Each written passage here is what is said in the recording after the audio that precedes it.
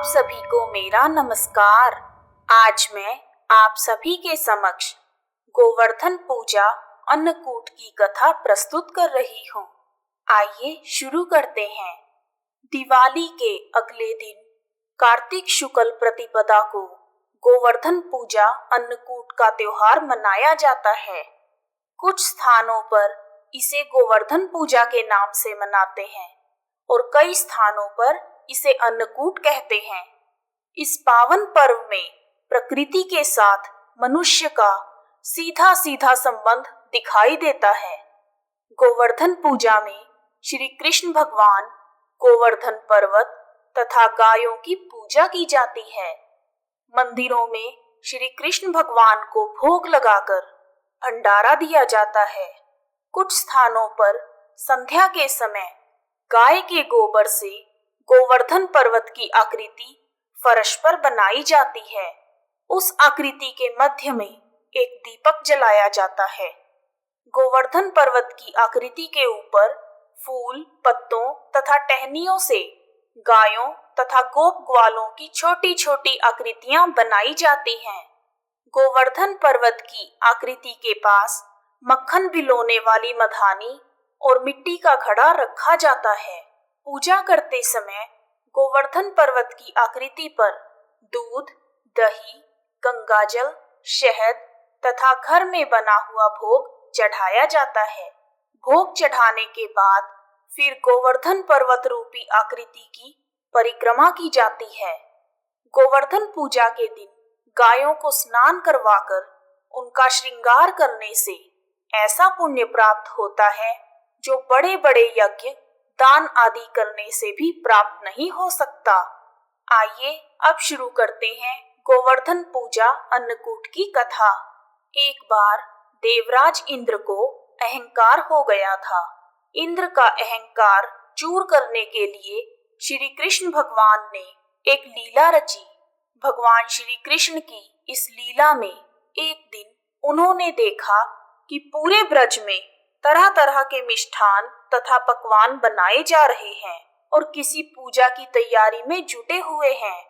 तब श्री कृष्ण भगवान ने बड़े ही भोलेपन से अपनी माता से प्रश्न किया, मैया, यह किसकी पूजा की तैयारी हो रही है?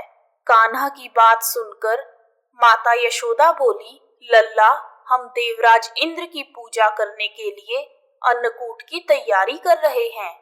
यशोदा जी के ऐसा कहने पर श्री कृष्ण बोले, हम इंद्र की पूजा क्यों करते हैं? तब माता यशोदा ने बड़े ही प्यार से उत्तर दिया कि यदि इंद्रदेव प्रसन्न होंगे तो वर्षा होगी।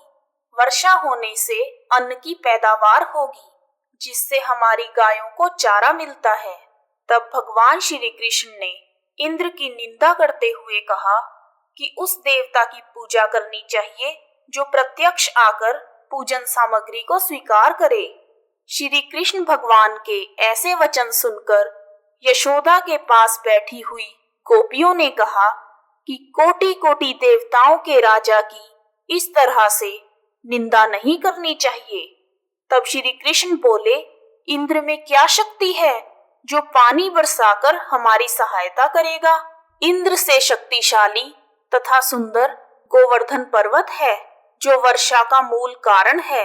अर्थात हमें गोवर्धन पर्वत की पूजा करनी चाहिए क्योंकि हमारी गायें वहीं चरती हैं।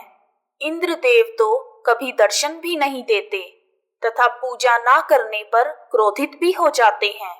ऐसे अहंकारी की पूजा हमें नहीं करनी चाहिए।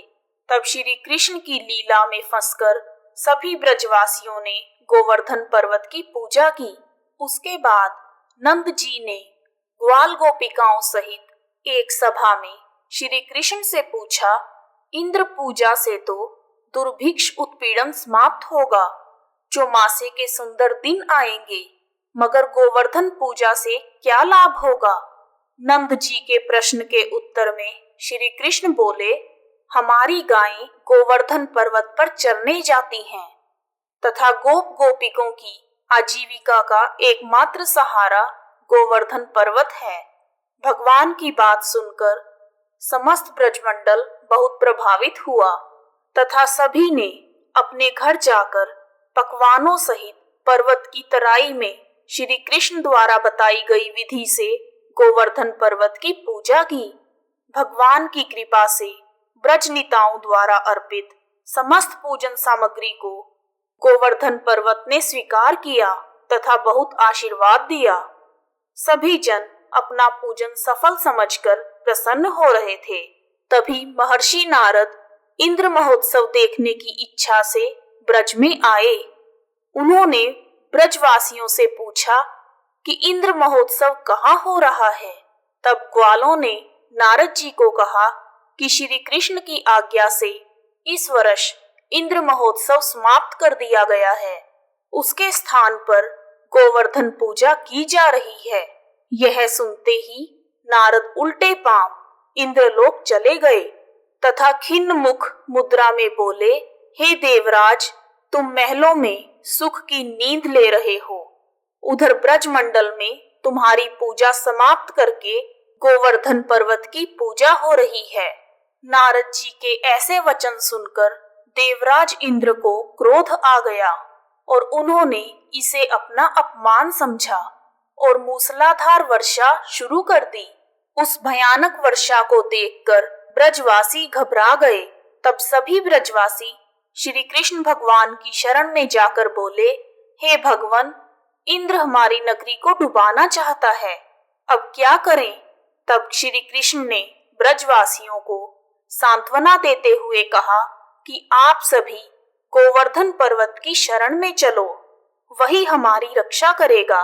इस तरह से सभी ब्रजवासी अपनी गायों के साथ गोवर्धन की तराई में पहुंच गए। श्री कृष्ण ने गोवर्धन को अपनी कनिष्ठ उंगली पर उठा लिया। श्री कृष्ण की यह लीला देखकर इंद्रदेव क्रोधित हो गए और उन्होंने वर्षा का बहाव तेज कर दिया। इंद्र का अहंकार तोड़ने के लिए तब श्री कृष्ण भगवान ने सुदर्शन चक्र से कहा कि आप पर्वत के ऊपर रहकर वर्षा की गति को नियंत्रित करें और शेषनाग से कहा कि आप मेढ़ बनकर पानी को पर्वत की ओर आने से रोकें। इंद्र लगातार 7 दिन तक मूसलाधार वर्षा करते रहे और 7 दिन तक गोप गोपिकाएं उसी छाया में सुखपूर्वक रहे। भगवान की कृपा से उन सबको वर्षा का एक छींटा भी नहीं लगा।